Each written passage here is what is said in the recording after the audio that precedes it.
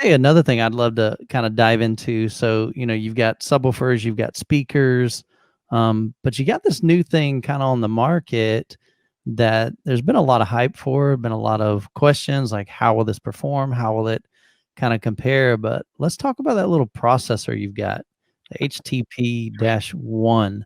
Um, you know, the latest craze right now is the 16 channel processors. Right. And, Monoprice again says, you know what, we're going to step into the hi-fi scene. And again, Yeah, like I look at said, that. when I Got heard that. you were coming out with a processor, I'm like, are you kidding me?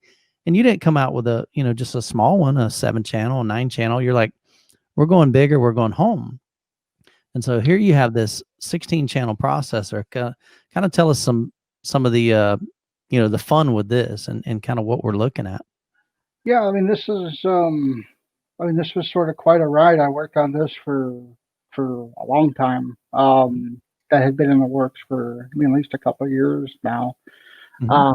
It's not it's not something just create out of thin air, right? But I really wanted to deliver sort of what the big boys do at a price to where everybody can afford it. Because a lot of these processors are, I think the lowest price out there outside of Emotiva is like 10 grand. Correct. And a lot of them go up to 16 or higher. Mhm. Um, and the main, one of the main design philosophies too for this was to keep it simple. Right. I think this is even goes for me. I think setting up these things has become tremendously complicated. And Okay. I think there's a lot of features in receivers and processors that people don't even touch.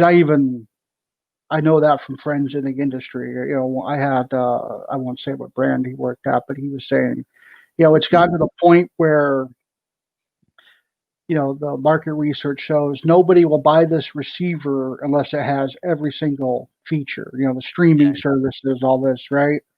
They won't buy it if it doesn't have Spotify or even like the obscure stuff, like Crackle or something, whatever. But Crackle. yeah, Who uses right, Crackle? exactly. But they won't buy it, and then they'll do the post-purchase research, and literally like 3% of the Nobody's using customers it. are using any of that stuff. Gotcha. So I really wanted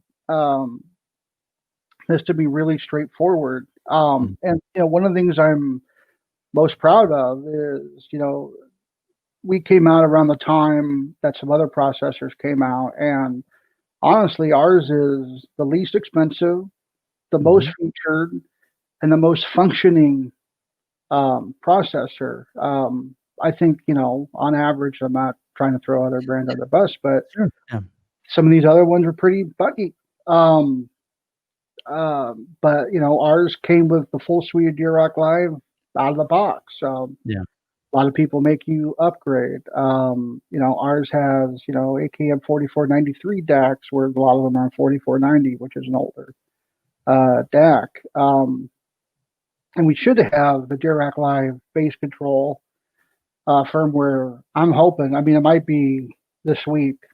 Mhm. We're on like our 8th beta right now internally. Cool. And it's looking pretty good where I think we can release it a preview this week and then finalize it next week and have it go out to everybody. Nice. And then Wow. we'll move on to DTSX Pro. But some of we've been adding features as we go, sort of been taking a lot of, I'm pretty active on like AVS forum, all things Mhm. considered. I should be more active. But we take a lot of the user feedback or things I read and take it Nice. back to the team and have addressed a lot of things or made changes. Like one of the things, I didn't build in any test tones because that's not, I would rather use an outboard disk through my system to set up my speakers instead of relying on an internally generated because there have been problems with some other Mhm. receiver, like they're set at the wrong level or something. Mhm. Um, but we got enough feedback that people wanted them. And so Just makes it easier. when this firmware gets released, it'll have test tones in it. Okay. Mhm. It's it's a really robust platform where we can, it's pretty flexible. We can make upgrades to it and So when you say upgrades, does that mean you can add like DTSX Pro, like Yeah, through a that'll be firmware? better, yeah. So it's upgradable. So you can Yeah, they're even killing the game. ostensibly put IMAX enhanced in there as well, right? So I don't think we'll do that. Oh, Yeah. okay. Okay. This may, yeah, how do I, I'm not sure I see the value. Okay.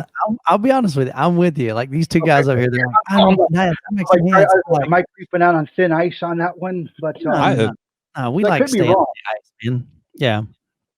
I think it's still early. Yeah, you know? and it's a matter of like, I mean, I'm the type of person like, can I just buy this one product that has everything? Can it just support everything just because I might get some stupid disc that has it? Like, oh, let me try it.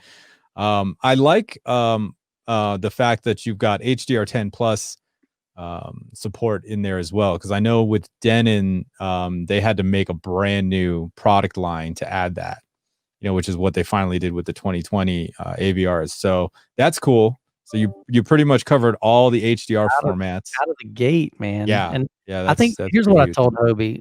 I was talking to him and I said, Hobie, I said, I just finished reviewing a processor, and like you said, it was quite buggy. Sounded great when it worked right. And I told Hobie, I said, if you can come out with this HTP-1, and if it will, work, just functions, and have very few bugs, sound good, and have direct coming out of the gate. Like there were a lot of people saying there's no way they're going to introduce that with direct. I mean, there's other companies that are 2 years promising direct. Yeah, it's going to come. It's going to come. It's going to come. And we're kind of, just now implementing that into it. And so I told him, I said, if you can come out of the gate with direct and this thing functions and sounds good, dude, you're going to hit another stinking home run and really just put, I think, the pressure on some of these other brands.